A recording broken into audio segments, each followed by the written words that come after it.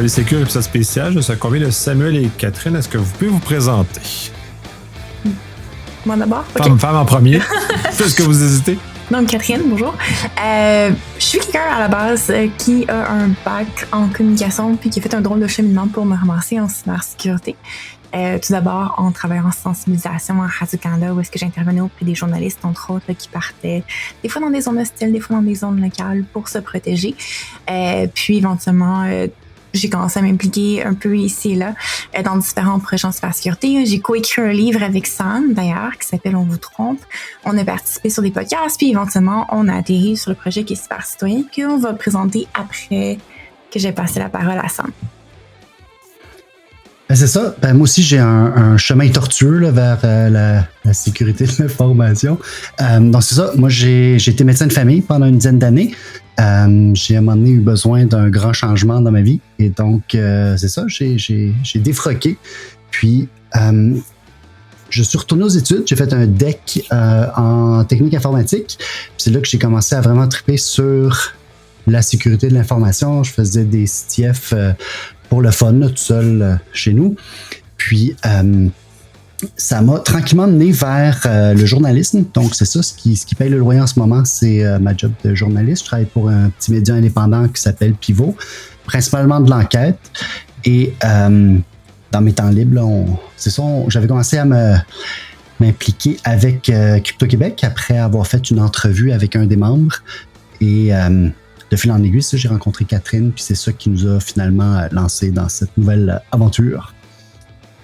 C'est très intéressant. Vous avez des parcours non standards et c'est d'ailleurs ce qui est remarquable et ce qui nous manque en cybersécurité d'ailleurs de ces parcours non standards parce que de là émanent les meilleures idées. Et d'ailleurs, ça l'a amené justement au fait que vous avez fondé Cyber Citoyen dans lequel je vais vous laisser me présenter. Oui, Cyber Citoyen, c'est une association en fait qui se veut... qui a pour objectif de partager la sensibilisation à la cybersécurité de façon très grand public. Oui, pour financer nos activités, on va faire des activités auprès des entreprises, par exemple, ou des PME, des OSBL, pour leur fournir des formations, mais on se concentre beaucoup sur créer du contenu grand public, donc via le balado, entre autres, qui est un de nos projets principaux en ce moment. On crée aussi du matériel, des infographies. On intervient auprès aussi de victimes de fraude ou de violences technologiques.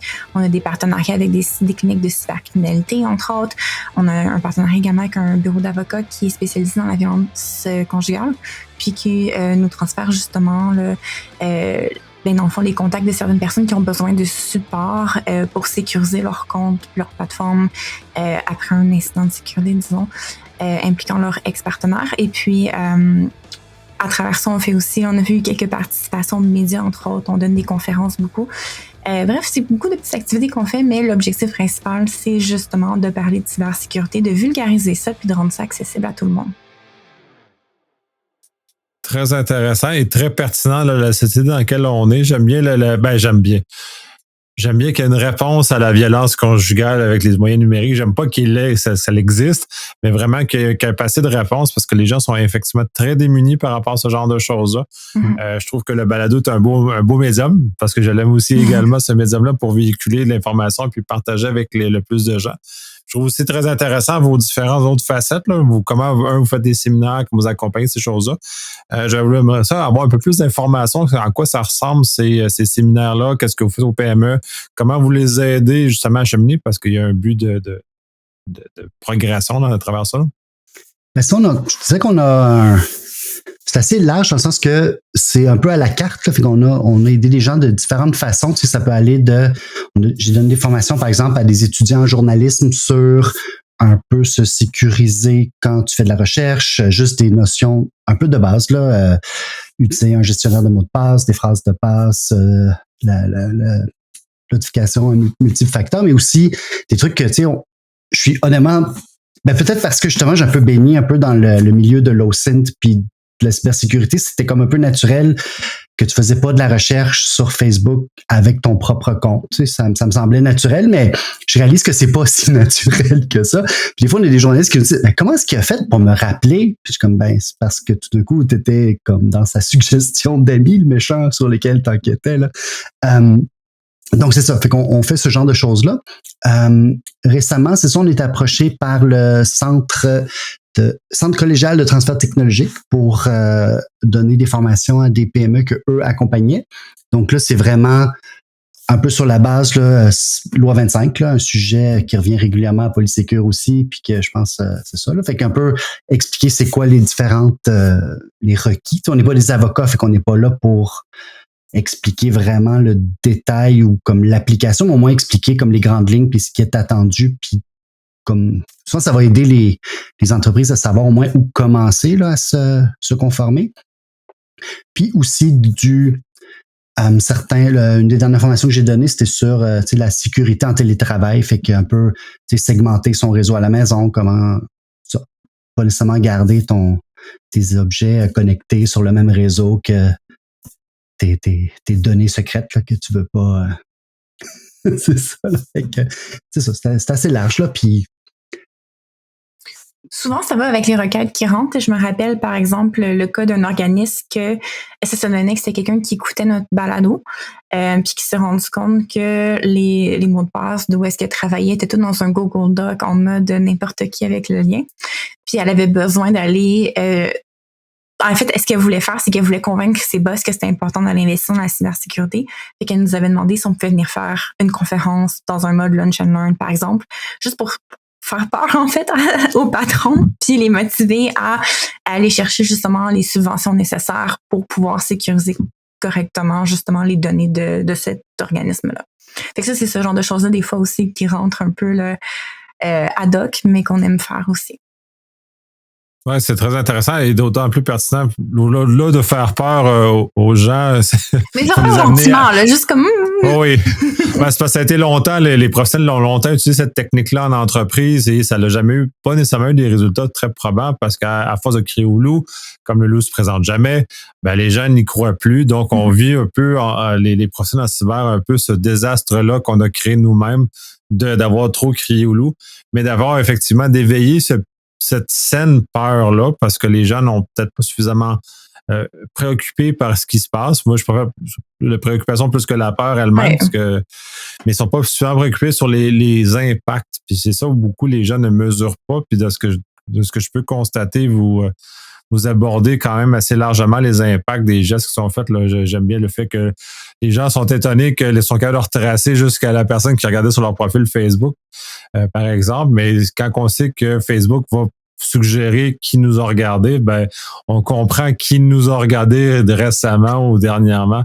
Donc, c'est toujours un peu étonnant. Moi, je trouve ça toujours très drôle de voir les personnes qui apparaissent dans mes suggestions parce que c'est des gens qui... En tout cas, bref, c'est comme ça. Non, effectivement. Puis tu as raison sur le fait que, tu sais, je disais faire peur, mais je pense qu'il y a comme une balance à aller chercher entre il faut pas non plus faire tellement peur que les gens sont découragés puis qu'ils se disent, ben, il y a rien à faire de toute façon versus juste comme, tu sais, il y a cette possibilité-là que tel scénario réaliste arrive puis il faut que je prenne des actions concrètes pour m'en protéger, mais que ça reste quand même abordé d'une façon où est-ce que la personne se sent empowered de pouvoir faire quelque chose non plus. On peut pas juste que les gens tremblent par terre en petites boules parce qu'ils sont découragés de les impacts de la cybersécurité non plus. Là. Ah non, absolument pas. C'est important qu'ils soient capables de justement de sentir qu'ils ont une influence sur leur environnement. C'est aussi ça qui manque beaucoup dans ce que je peux constater dans mon entourage élargi de gens qui sont pas dans le cyber, qui, ne savent pas, sont pas préoccupés correctement.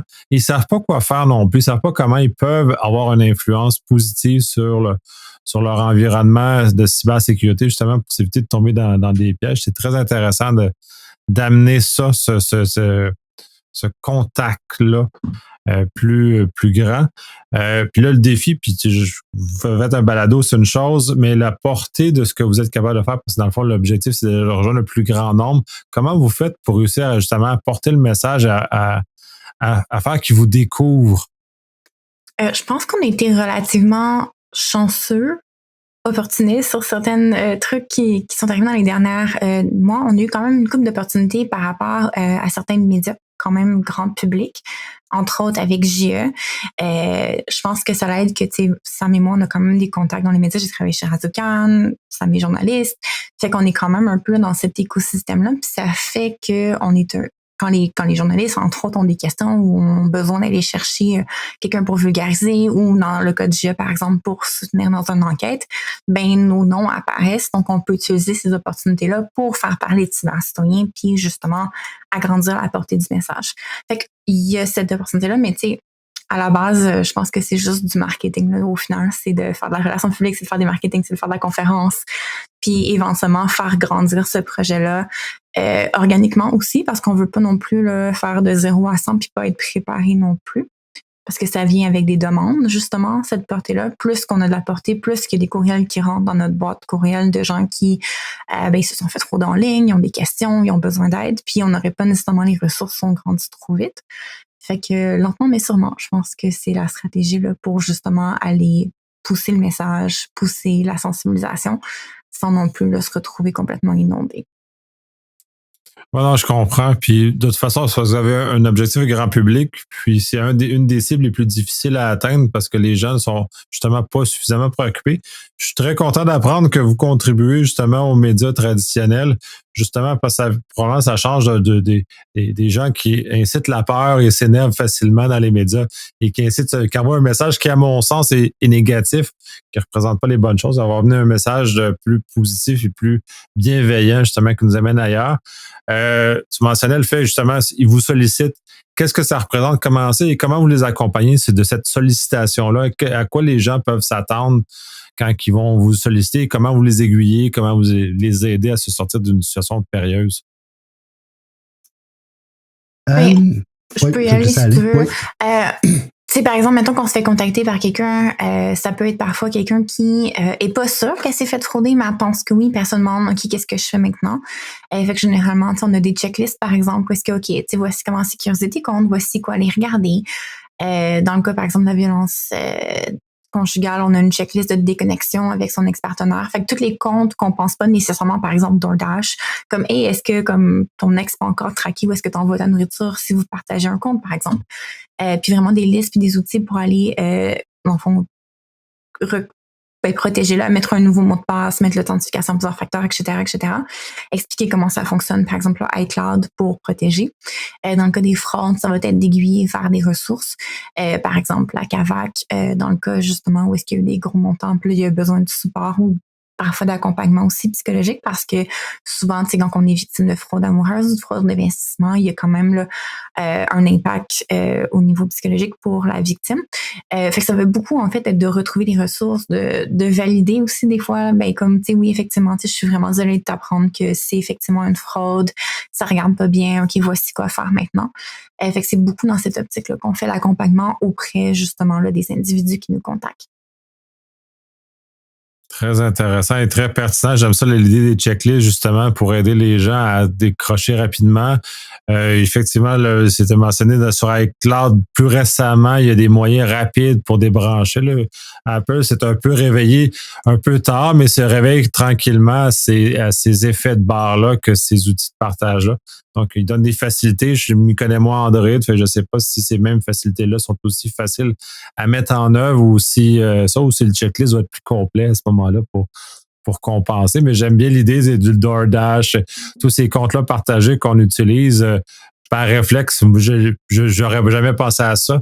Et j'ai même l'impression que les gens autour de moi non plus n'auraient pas pensé à ces éléments-là. DoorDash, et c'est le plus bel exemple que je peux avoir justement qu'on est capable de traquer ou Uber ou peu importe la chose qui fait qui nous permettent indirectement de tracer ce qu'on fait exactement, comment on bouge. Puis justement, dans le cas de violence conjugale, ben, ça peut devenir un changement entre avoir la paix d'esprit et être complètement sur ses gardes constamment, ne pas être capable de se reposer, de s'apaiser un peu d'une situation qui est malheureuse puis qui est pas agréable. Je trouve ça très chouette. Là, mais puis d'ailleurs, j'encourage les gens qui sont dans des situations malheureuses justement de pouvoir vous solliciter pour accéder à ces ressources-là, justement pour les aider. Vous aviez mentionné que vous avez fait un livre. Qu'est-ce qu'il couvre et quel est le public de ce livre-là? Ben, c'est ça, le livre, c'est un livre grand public. Là. C'est vraiment un livre vulgarisé là, qui couvre la désinformation au sens large. Donc, on couvre un peu, c'est quoi la désinformation. Puis on couvre autant que ce soit, par exemple, des campagnes étatiques c'est ça, là, dans des objectifs le plus géopolitiques, que ce soit de la fraude en ligne, de tout ça. Puis c'est ça, c'est vraiment, c'est ça. Fait que ça couvre assez large. Puis on a aussi, comme le chapitre auquel moi j'ai contribué, c'est celui sur la vérification aussi de l'information. C'est quoi les certains outils que tu peux faire pour vérifier tes sources? Tu sais, c'est quoi la différence? Puis on y va des fois des choses très simples, comme c'est quoi la différence entre un éditorial puis un article journalistique? Là, ça n'a pas le même standard. C'est quoi la différence entre les différents... une étude randomisée double insu, c'est pas la même affaire qu'un case report, là, une anecdote de raconter. Fait un peu pour donner quelques outils aux gens pour un peu comprendre là, la différence entre les différentes sources d'information. Puis sinon, c'est sûr qu'on expliquait aussi les mécanismes de pourquoi ça fonctionne la désinformation. On explorait aussi le concept de QAnon, pourquoi c'est devenu aussi populaire, comment est-ce que QAnon applique par exemple les principes de la gamification, ludification, je pense en bon français, pour justement rendre les gens accros à ce genre de plateforme-là. Puis c'est ce qui fait que les gens se radicalisent rapidement. Puis ça devient très difficile de sortir les gens de ces terriers de lapin blancs-là, si on veut. Puis le dernier chapitre, qui était le fun aussi, portait sur la fraude en général, donc les autres arnaques en ligne, les autres attrapes. Se basant sur le principe que la désinformation, en fait, c'est de l'ingénierie sociale, c'est les mêmes principes, c'est les mêmes tactiques psychologiques qui sont utilisées pour te faire cliquer sur un lien de phishing que pour te faire cliquer sur un clickbait d'une fausse nouvelle. C'est les mêmes principes. Donc, basé sur ce cheminement-là, on a adressé après les différents types de fraudes en ligne qui sont très communes, puis les grandes lignes. Je pense que c'est un livre qui est le fun. Je pense qu'on l'écrit de façon là, pour que ce soit extrêmement accessible. Moi, je sais que quand j'écrivais mes chapitres, je pensais à est-ce que ma mère va comprendre ce que je suis en train de radoter en ce moment? Puis, tu sais, je pense que c'est un peu la ligne éditoriale, justement, qu'on voulait, c'est que tout le monde puisse comprendre. Mais je pense qu'il est écrit aussi d'une façon, du moins, à moi que mes amis m'aient menti, mais que même les gens qui sont dans le domaine trouvaient qu'il y avait quelque chose d'intéressant à apprendre aussi. Parce que il y a quand même un gros aspect très psychologique, très littératie médiatique, qu'on aborde peut-être un peu moins souvent en cybersécurité parce qu'on parle plus de littératie numérique en tant que telle. Ouais, puis en cyber, on a chacun nos champs d'expertise, puis ça, c'est une erreur de beaucoup de professionnels en cyber de croire que de leur petit champ d'expertise, ils sont capables d'extrapoler plus loin. J'aimais bien comme ça, on t'a dit, loi 25, vous n'êtes pas des avocats, mais vous êtes capable de donner un point de démarrage, mais vous le dites quand même que vous êtes ça.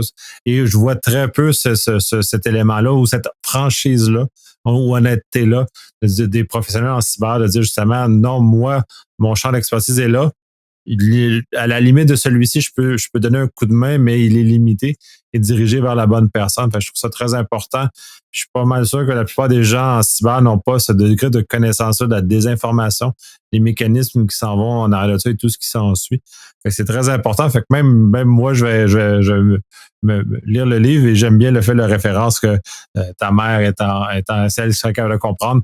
C'est exactement comme ça que j'aborde mes choses en général. Si je suis capable d'expliquer à mes parents, c'est que j'ai réussi à communiquer mon message correctement à quelqu'un qui n'est pas dans le domaine. Puis malheureusement, il y a tellement peu de gens qui l'abordent de cette façon-là que c'est toujours ça un peu triste.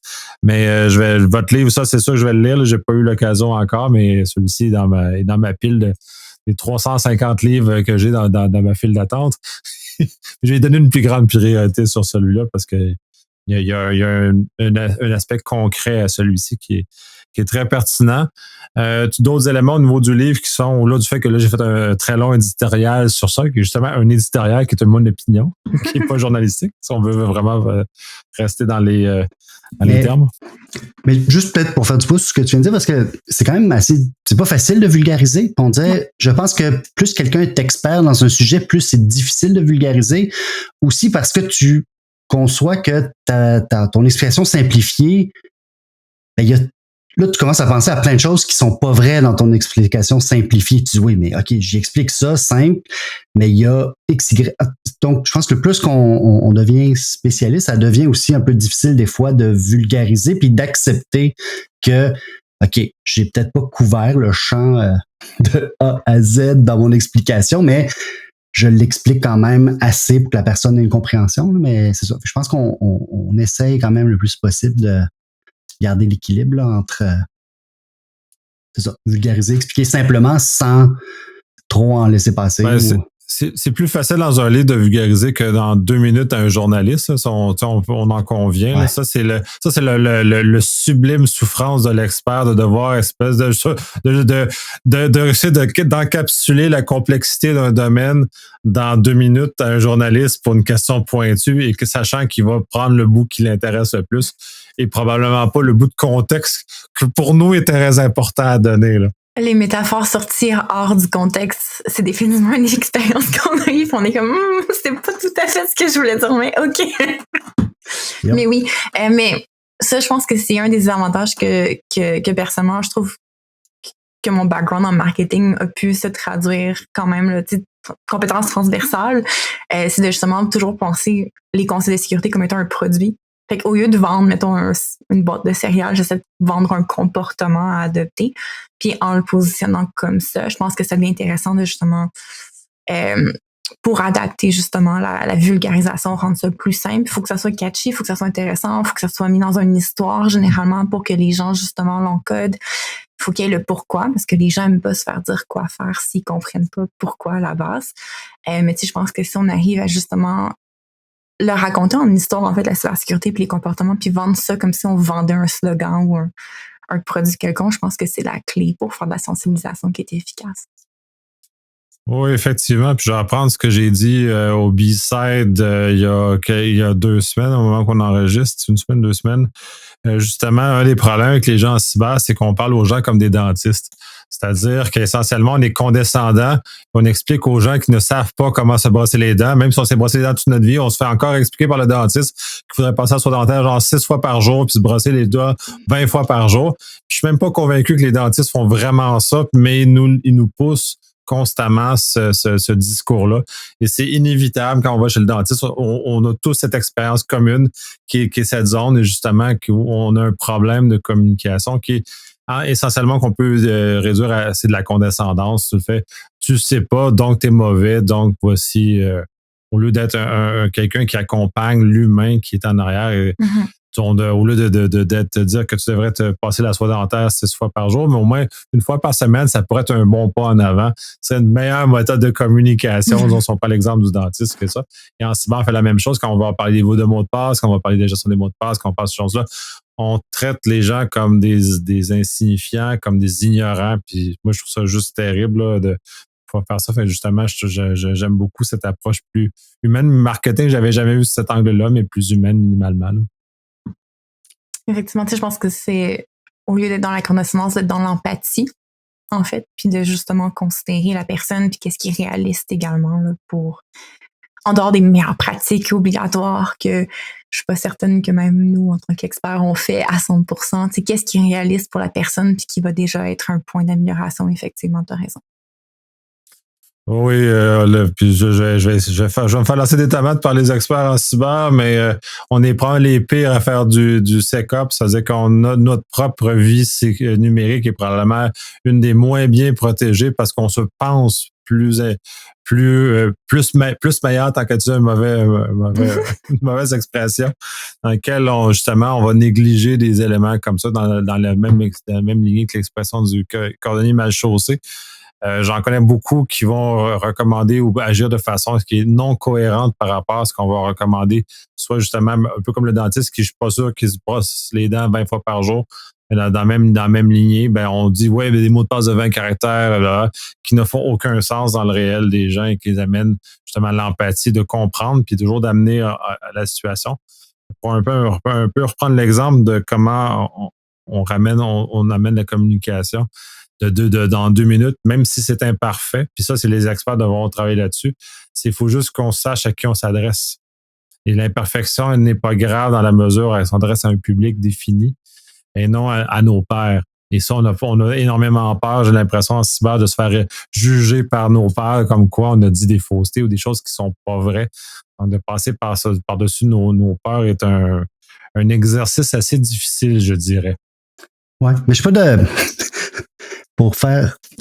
Dans mon ancienne vie, je travaillais beaucoup en réduction des méfaits. Fait que c'est sûr qu'on sait qu'il y a certaines pratiques ou certains modes de vie qui sont peut-être meilleurs pour ta santé, mais souvent, de dire à quelqu'un, OK, tu bois une caisse de 12 par jour, ben écoute, on va on va passer un 6-pack, là, tu sais, on va commencer par ça, là, puis, OK, tu shootes à l'héroïne, d'accord, mais on va essayer de passer à la méthadone, tu sais, puis en tout cas, fait que c'est ça, je pense qu'on peut faire la même affaire en cybersécurité, là, de diminuer le risque, puis c'est ça. De toute façon, si on met trop de barrières, les gens, ils trouvent des façons de les contourner, là, parce qu'on est déjà tout Ça, ça. ils se découragent puis ils font le contraire parce que ça sert à rien, c'est trop compliqué.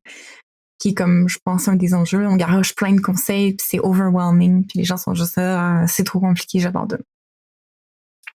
Ouais, ben, petite bouchée, c'est toujours très important. Justement, on revient un peu sur des sujets qui ont déjà été couverts. Justement, ces checklists-là désamorcent un peu la complexité, comment c'est pas si compliqué. Puis justement, on a quelque chose qui est facile de nous aider à cheminer à travers ça. Je vais basculer à dans le fond, votre dernier grand morceau qui est votre podcast que vous avez démarré en mars dernier, si je me trompe pas, qui est très intéressant, qui aborde un peu d'actualité, mais aussi des bons conseils. J'aimerais ça que vous en parliez un peu de qu'est-ce qu'il est maintenant et où vous allez l'amener justement, parce qu'on en a eu quelques discussions à ce sujet-là il n'y a pas si longtemps.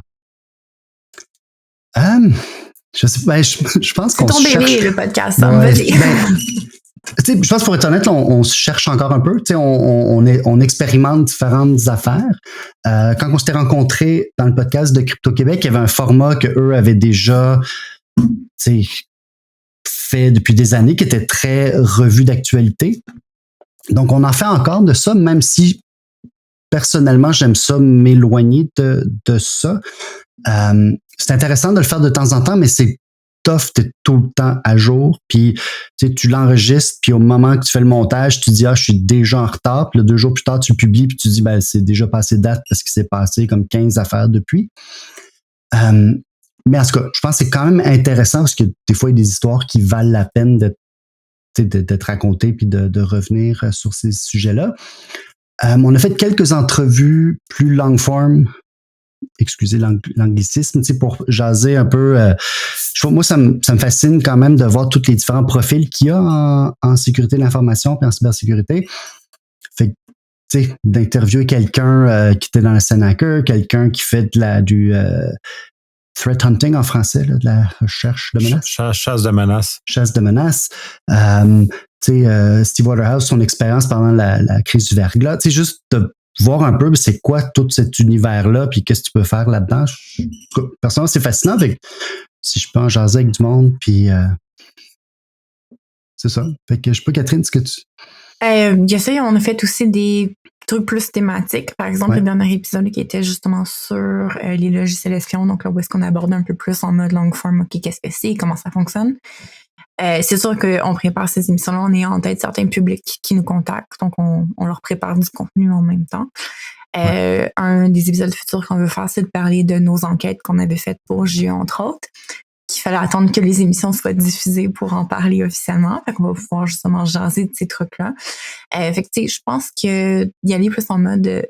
Moi, personnellement, j'ai l'impression que si on ferait tout le temps la même chose, on s'ennuierait éventuellement. Fait que c'est le fun de pouvoir un peu le piger à gauche, à droite sur les projets, puis de justement se réunir là, aux 2 semaines, puis jaser de trucs intéressants en cybersécurité. Ouais. Tout à fait. C'est pour ça que je l'écoute d'ailleurs, parce que vous êtes touché à des sujets qui, normalement, moi, sont un peu en marge de mon domaine d'expertise, parce que je m'intéresse de façon large à tous les domaines sans être un expert dans tous ceux-ci. Justement, ça m'intéresse. D'ailleurs, j'ai l'eau à la bouche à savoir que vous allez parler justement de ce que vous avez fait avec l'enquête à JE. C'est le genre de choses c'est comme le making-of de choses qui, pour moi, sont complètement abstraits, que je ne connais pas. Puis j'ai l'impression que c'est beaucoup de gens aussi comme ça dans le domaine n'ont pas accès à ce genre d'informations-là, de façon de fonctionner. C'est super intéressant. Puis justement, ça devient aussi un élément de référence au-delà de l'actualité. Puis pour le temps que je fais du podcast, effectivement, je me suis avec le temps éloigné de l'actualité parce que c'est une pression à la livraison qui est désagréable dans le format dans lequel je fonctionne, puis clairement dans le vôtre aussi. Donc, je comprends très bien, même si c'est toujours des fois intéressant d'y toucher, là, ce genre de choses-là. Mais effectivement, comme vous autres, je m'en suis éloigné de ces éléments-là pour pour ne pas avoir à courir après moi-même pour livrer puis me sentir mal parce que j'ai pas livré puis ainsi de suite. Là. C'est ça, on parle plus des justement le making of de podcast en arrière, c'est tout comment il faut livrer, on a les dates, on a des dates de tombée puis des différents éléments puis faut pas que la nouvelle soit périmée quand on va la mettre sous presse. Non, mais je pense ça demande un certain travail aussi de montage. Je sais que ça me est un peu plus à cheval que je suis sur les montages. Donc, effectivement, c'est une pression très grande sur le travail. Puis j'aime aussi le fait que tu vas narrer par-dessus certains éléments qui sont plus complexes que moi, c'est une approche que j'utilise pas du tout d'ailleurs. Là. Et certains me le reprochent dans certaines circonstances. Je devrais peut-être m'achouiller un peu plus ce qui est discuté, mais je vais plus sur la forme d'une discussion. Puis un peu comme vous parlez entre vous deux, c'est une très, très intéressant comme style. Là. Je vous lance des fleurs, puis j'adore vraiment votre podcast. Ben, merci. Tu sais, je pense que l'actualité, ce qui est le fun, par contre, c'est que, mais j'assume que Sam aussi, là, mais les deux, vu qu'on, de par nos jobs de jour, on se garde déjà à jour de l'actualité. C'est moi, mon travail de faire une vigie d'actualité, ça fait partie de la chose. Quand j'enseigne à la Polytechnique, puis il y a une partie de mon cours qui est toujours justement revue de l'actualité. Fait que c'est sûr que je pense que cette facilité-là, par contre, au-delà de la rapidité qu'il faut pondre après l'épisode, que les recherches ont déjà été faites, on a déjà sélectionné dans nos jobs au quotidien des articles, on a lu les trucs. Fait que c'est facile d'arriver puis de faire comme OK, let's go, voici les trucs que j'ai déjà lus cette semaine de toute façon. Là où, mettons, les long forms que Sam est super bon à faire, mais c'est beaucoup de travail au niveau d'édition, justement, ce voice-over-là que Sam fait. C'est sûr que je pense pas qu'on pourrait fournir un podcast à toutes les 2 semaines dans ce format-là, à moins que rapidement on ait des subventions externes ou quoi que ce soit pour supporter le podcast. Ce qui est pas prévu dans les médias, disons. Ouais. C'est ça. Moi, c'est sûr que mon journalisme est moins axé sur la cybersécurité, aussi j'essaye de garder un œil sur ce monde-là. Mais ça me fait quand même du bien de me plonger là-dedans puis d'aller lire là-dedans. Tu sais, je le faisais de toute façon pour le fun, fait que là, je le fais pour le balado. Puis ça me fait changement de regarder des vidéos de complotistes puis de néo-nazis, là. Fait que tu sais, ça fait du bien des fois de lire d'autres sujets. Ça fait du bien de les chialer publiquement sur notre podcast contre Elon Musk aussi des fois. Comment il a ruiné Twitter. Ouais, c'est toujours drôle, les choses de conspi. J'aime bien ça une fois de temps en temps. Là. C'est lourd trop, là, mais un peu, là, vous avez parlé de justement QAnon, c'est tous ces éléments, ces mouvements de conspi-là qui sont très, très drôles en petite dose parce que mais après ça devient déprimant rapidement parce qu'on constate la détresse des humains qui sont pris dans ces schèmes-là. Et ça répond à des éléments de détresse. Ces gens-là se font prendre facilement parce qu'ils sont en détresse. Et bon, ces gens-là, un peu comme le terrorisme d'ailleurs aussi, ces gens-là se font absorber par ces groupes-là parce que, ou les sectes et ainsi de suite, sont tous des gens qui sont dans une forme de détresse émotive. Ce qui fait que un peu ça va, mais après, on voit juste la misère humaine qui est en arrière de tous ces éléments-là, puis à quel point on est fragile comme une petite bébite, comme petits humains. Oui, mais c'est sûr que notre cerveau n'est pas nécessairement adapté à la réalité de tout ce que les algorithmes nous poussent à longueur de journée. Puis, au final, si on a des facteurs de vulnérabilité, justement, comme tu parlais, la détresse en est un, l'anxiété, la peur, les pressions économiques, l'isolement social. C'est toutes des choses qui peuvent faire qu'on est plus vulnérable, justement, à des messages qui vont venir nous chercher, parce que QAnon, ça offre une communauté aux gens, là, aussi. Fait que c'est sûr que si tu te sens un peu isolé socialement, d'avoir quelqu'un qui arrive et qui t'offre cette belle communauté-là de gens qui vont t'écrire tous les jours, qui vont participer avec toi, vous allez résoudre des puzzles, vous allez avoir l'impression d'être les héros d'une longue histoire là, hyper comme complexe, etc. Ça va parler à beaucoup de gens malheureusement. Puis tu sais, oui, c'est sûr que en dehors des blagues de lézards qui contrôlent l'univers, il y a c'est quand même un peu plus comme sombre en fait ce qui se passe en arrière-plan, que ce soit la provenance de ces mythes-là, justement, ou justement les gens qui se retrouvent pris là-dedans, puis les conséquences que ça a individuellement, puis au niveau sociétal. Oui, puis on a un drôle, puis autant au niveau des sectes, on a une certaine façon de le gérer qui est maintenant institutionnalisée, qu'on est capable d'aider plus facilement ces gens-là parce qu'on est capable de les détecter. Autant là, au niveau des conspirationnistes, les conspirants ont plus de misère à les détecter et à agir en cohérence comme on le fait avec les gens qui embarquent dans des sectes dans lesquels on trouve des moyens de les aider à sortir et de rentrer en thérapie. Dans le cas des complotistes, on ne fait pas ça, puis on les laisse comme s'enliser. Souvent, on les abandonne à certains égards parce qu'ils se retrouvent à se faire exclure de leur cercle. Puis on les abandonne, contrairement avec des sectes, par exemple, où on va venir les aider à se sortir à ça. Parce que maintenant, socialement, là, on parle peut-être pas il y a pas 30 ans, mais maintenant, on est mieux adapté à ce genre de choses-là. Fait que c'est un peu... Moi, je trouve ça très triste. Ça. Je changer de sujet parce que je trouve ça glauque, un peu comme élément. Puis quand je tombe là-dedans, je tombe super... Moi, que ça me déprime pas tant que ça, mais les gens me trouvent très dépressif quand je commence à embarquer sur ce genre de domaine-là, sur cette espèce de tristesse humaine dans laquelle ils nous habitent. Tout ça. Puis, le monde est si beau, puis il y a tellement de belles choses à faire de nos vies et justement de contribuer, mais pas dans un mouvement de conspi, mais de contribuer socialement par d'autres éléments. C'est d'autres phases que vous faites, en fond, tant qu'aborder sur l'action bénévole, c'est un peu ça que vous faites. Comment vous organisez votre action bénévole? Vous avez mentionné que vous avez vos jobs de jour, puis incidemment, moi aussi, j'ai une job de jour qui me finance mon podcast.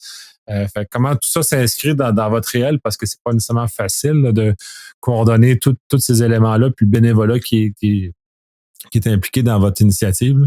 Bon, shout-out à mon employeur Desjardins qui me permet d'avoir ce temps-là puis qui sont super compréhensifs quand je leur annonce que je vais prendre une heure de lunch un peu plus longue, que je rattrape mon temps parce que j'ai une conférence ici et là, qui supportent activement les efforts, qui encouragent mes collègues à participer et à venir nous donner un coup de pouce également. Fait que c'est sûr que ça l'aide justement d'avoir ce support-là. Puis bien entendu de travailler à la maison parce que tu sais, comme mon heure de lunch, je peux intervenir, je peux répondre à des gens le matin avant le travail, le soir à 5 heures pile, j'ai pas besoin de prendre le téléphone pendant 1 heure et demie de temps. Je peux tout de suite changer d'ordinateur et aller travailler. Fait que ça l'aide beaucoup. Je pense que c'est un peu la même chose pour Sam là, qui travaille à la maison aussi. Je pense que c'est la façon qui est le plus réaliste de balancer l'implication bénévole. Puis, c'est sûr que tout ça vient avec un certain nombre de coûts, hein, que ce soit les licences. Quand on fait des infographies, il faut qu'on achète des images, il faut qu'on achète des trucs. Quand le matériel, les plateformes d'editing, tout ça coûte un peu d'argent ici et là. Puis ça, c'est grâce justement là, aux compagnies privées qui veulent nous faire des conférences. On leur charge un petit montant en fonction de leur budget. Puis ça nous permet ensuite là, de justement venir rattraper ces coûts-là à ce niveau-là. Fait que l'aide qu'on fournit, elle est gratuite, elle est bénévole, mais le travail auprès des entreprises, celui-là, on le charge un petit peu pour justement permettre d'aller chercher les fonds nécessaires pour faire fonctionner tout ça. Puis c'est sûr que on est toujours à la recherche de gens qui veulent venir nous aider. Des demandes d'aide, il en rentre à tous les jours. Je dirais depuis l'émission de GIUC, la première qui a été diffusée justement vendredi dernier, on a reçu quand même quelques courriels. Fait que ça, c'est sûr que si jamais vous entendez le podcast et vous êtes comme « Hey, ça me tente de répondre à des gens, ça me tente d'aider, ça me tente de soutenir les gens, passer à travers des checklists pour les aider à sécuriser », ça va nous faire plaisir de vous donner des appels à répondre à l'aide. Mais pour moi, je pense que c'est ça. En fait, on arrive parce que la balance travail est possible, simplement. Ouais. Dans le cas de Sam, tu es un freelance un peu plus, donc c'est un peu plus facile. Étant donné que tu fais du travail de rédaction, mais ça, évidemment, moi, la seule façon que j'ai réussi à faire mes affaires, c'est parce que je suis un freelance aussi. Je suis capable de recomposer mon horaire pour arriver à des éléments plausibles là-dedans. Je vous remercie énormément. C'est très intéressant. C'est très intéressant de voir des actes positifs, bienveillants qui sont posés par des acteurs de la communauté qui ont des profils non standards. Puis ça aussi, j'insiste, je le souligne à toutes les personnes que je croise en cyber qui ont des profils non standards ou dans le fond, ce que j'appelle les transfuges en général, les gens qui arrivent d'un autre domaine puis qui viennent tomber dans la marmite du cyber puis qui viennent nous donner un coup de main à avoir l'air un peu moins coco dans notre communication, dans notre approche, dans nos différentes phases. Donc, c'est très, très apprécié cette contribution-là et cette contribution bénévole-là aussi. Je vous remercie énormément de votre temps aussi, d'avoir consacré un peu de temps ce soir pour me parler de vos initiatives. Merci de nous avoir invités. Définitivement, merci.